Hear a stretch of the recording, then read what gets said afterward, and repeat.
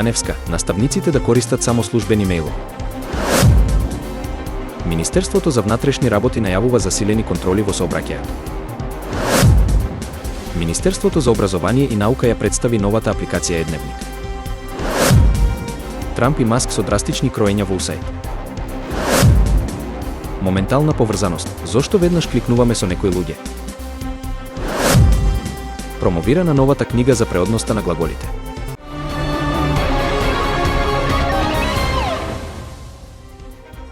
Министерката за образование Весна Јаневска апелираше до наставниците и вработените во училиштата за комуникација да ги користат исклучиво службените електронски адреси на Министерството за образование и наука, кои имаат двојна автентикација. Таа препорача училиштата да ангажираат физичко обезбедување и да постават видеонадзор, со цел подобра заштита на учениците. По најновите лажни дојави за бомби, утрово е формирана меѓуресорска група за поефикасно справување со ваквите закани. Јаневска потврди дека сите училишта се проверени, учениците се вратени на настава, а надлежните служби ќе продолжат со зајакнати мерки. Од училиштата се бара во случај на нови дојави веднаш да известат во Министерството за внатрешни работи и да ги следат пропишаните протоколи. Министерството за внатрешни работи започнува засилени сообраќајни контроли со цел зголемување на безбедноста на патиштата. Министерот Панче Тошковски најави дека акциите ќе бидат интензивни, со фокус на казнување на возачите кои ги прекршуваат сообраќајните правила. Контролите ќе се спроведуваат низ целата држава, а акцент ќе биде ставен на откривање на прекршоци како пребрзо возење, управување под дејство на алкохол и користење мобилен телефон за време на возење. Тошковски нагласи дека полицијата ќе биде на терен 24/7 за да спречи несреќи. Министерството за внатрешни работи апелира до граѓаните да ги почитуваат правилата и да не ги загрозуваат другите учесници во сообраќајот. Дополнително, најавени се ригорозни мерки против несовесните возачи, вклучувајќи привремено одземање на возачките дозволи. Според последните податоци, бројот на сообраќајни несреќи е во пораст, а надлежните служби сметаат дека строгите контроли ќе придонесат за намалување на жртвите и повредените. Акциите ќе продолжат во наредниот период со засилено полициско присуство на критичните локации. Министерството за образование и наука официјално ја представи новата апликација Едневник, која овозможува детална евиденција за напредокот на учениците.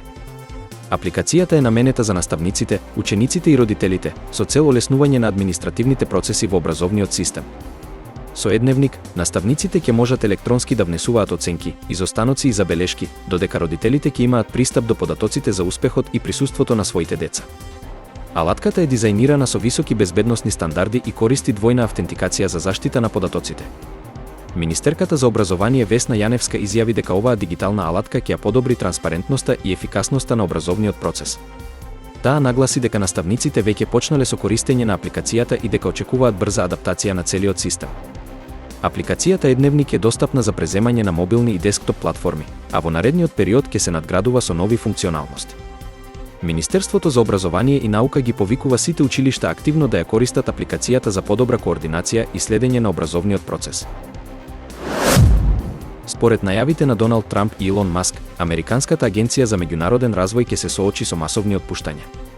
Од вкупно 10.000 вработени, само 294 ќе останат на работа, што представува најголемо кратење во историјата на агенцијата. Трамп веќе подолго време ја критикува USAID како непотребен трошок за американските даночни обврзници. Маск, пак, ја поддржува идејата за реформи во државната администрација, тврдејќи дека голем дел од овие позиции се бирократски и неефикасни. Овој потек предизвика загриженост кај вработените и меѓународните партнери на USAID, кои стравуваат дека драстичното намалување на персоналот ќе ги загрози хуманитарните и развојните програми ширум светот. Критичарите предупредуваат дека ова може да има сериозни последици врз глобалната стабилност. Иако конечната одлука се уште не е донесена, експертите очекуваат големи промени во американската надворешна политика доколку Трамп се врати на власт. Останува да се види дали Конгресот ќе ги одобри овие планови или ќе се спротивстави на ваквите драстични мерки.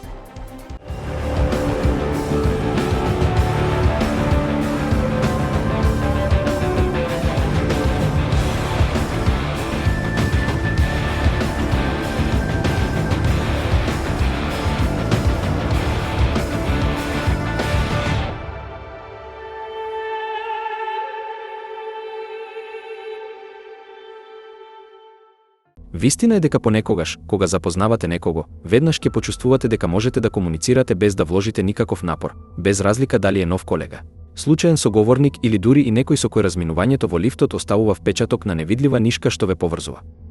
Вистина е дека тоа чувство на моментална поврзаност е нешто што многу од нас го искусуваат и со најблиските пријатели или со партнерот уште при првата средба. Вистина е дека, за да ја разбереме оваа појава, неколку истражувања во психологијата на меѓучовечките односи ни даваат можни одговори. Вистина е дека невронската синхронизација игра клучна улога во овој процес.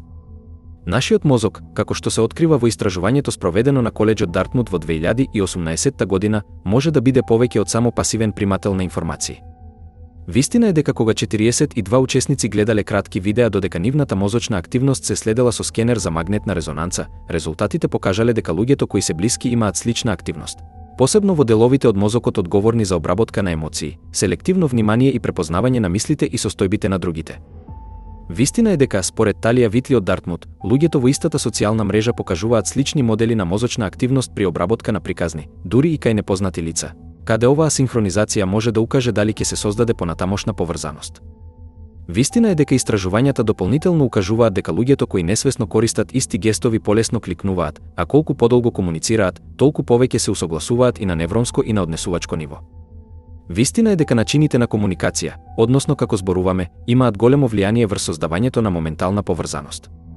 Вистина е дека истражувањата за усогласеност во јазичниот стил покажуваат дека луѓето кои несвесно го одразуваат јазичниот стил на својот соговорник чувствуваат поголема блискост, дури и при првата средба. Вистина е дека усогласеноста не се однесува само на содржината на разговорот, туку и на начинот на која конструираме реченицата, како ги користиме зборовите како и на, тоа и во. Вистина е дека истражување открило дека паровите со висока јазична усогласеност имаат значително поголеми шанси да развијат заемна романтична заинтересираност отколку оние со помала усогласеност, бидејќи дури и кога луѓето доаѓаат од различни средини, несвесното усвојување на сличен стил на говор создава чувство на природна поврзаност и ја зголемува веројатноста за понатамошен контакт. Вистина е дека сличностите играат важна улога во привлекувањето меѓу луѓето. Вистина е дека луѓето користат разни сигнали за да утврдат дали споделуваат слични карактеристики, било да е тоа возраст, социјална класа, ниво на образование или културна припадност. Вистина е дека истражувањата покажуваат дека луѓето често кликнуваат со оние со кои чувствуваат заеднички идентитет, бидејќи сличноста носи чувство на разбирање и припаѓање. Вистина е дека хуморот исто така ги зближува луѓето. Вистина е дека смеењето не е само показател дека нешто е смешно, туку и силен социјален сигнал. Вистина е дека, кога двајца заедно се смеат, тоа создава илузија дека имаат многу повеќе заедничко отколку што можеби на вистина имаат. Вистина е дека истражувањето на Робин Данбар од Оксфорд покажало дека луѓето со слично чувство за хумор имаат поголема веројатност да си помагаат еден на друг во иднина, а исто така, истражување на Универзитетот во Северна Каролина, кое наблюдуваше странци додека гледале видеа, утврдило дека луѓето што заедно се смеале имале посилно чувство на поврзаност и биле посклони да сакаат повторно да се видат. Вистина е дека, како што социјалниот психолог Сара Ал го објаснува, кога луѓето заедно се смеат, тоа сигнализира дека го гледаат светот на ист начин и моментално ја зголемува нивната поврзаност. Вистина е дека сите овие фактори, невронската синхронизација, усогласеноста во јазикот, сличностите и хуморот, работат заедно за да создадат моментална и често силна меѓучовечка поврзаност, што ни помага да се чувствуваме прифатени и разбрани уште од првиот момент на запознавање. На 7 февруари 2025 година, во организација на Институтот за македонски јазик, беше промовирана новата книга на професор Људмил Спасов, Особености на граматичката категорија преодност на глаголите во македонскиот јазик. Ова дело се фокусира на детално разгледување на граматичката категорија која има клучна улога во структурата на македонскиот јазик. Промоцијата на книгата беше проследена со предавање на авторот, кој ги објасни основните аспекти и значењето на преодноста на глаголите во граматиката. Книгата се базира на анализа на македонскиот јазик и е од особено значење за јазичните научници и студентите кои се занимаваат со синтакса и морфологија. Спасов ја истакна важноста на ова истражување за подобро разбирање на структурните карактеристики на македонскиот јазик, а книгата ќе биде полезна алатка за идните генерации лингвисти. Промоцијата беше збогатена со дискусии и прашања од присутните стручњаци, кои ја поздравија работата на Спасов. Ова дело е пример за напредокот на македонската лингвистика и истражувачкиот потенцијал на академските институции.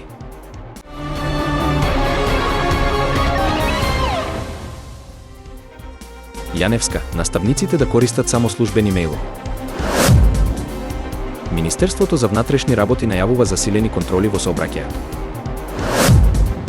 Министерството за образование и наука ја представи новата апликација Едневник. Трамп и Маск со драстични кроења во усајд. Моментална поврзаност. Зошто веднаш кликнуваме со некои луѓе? Промовирана новата книга за преодноста на глаголите.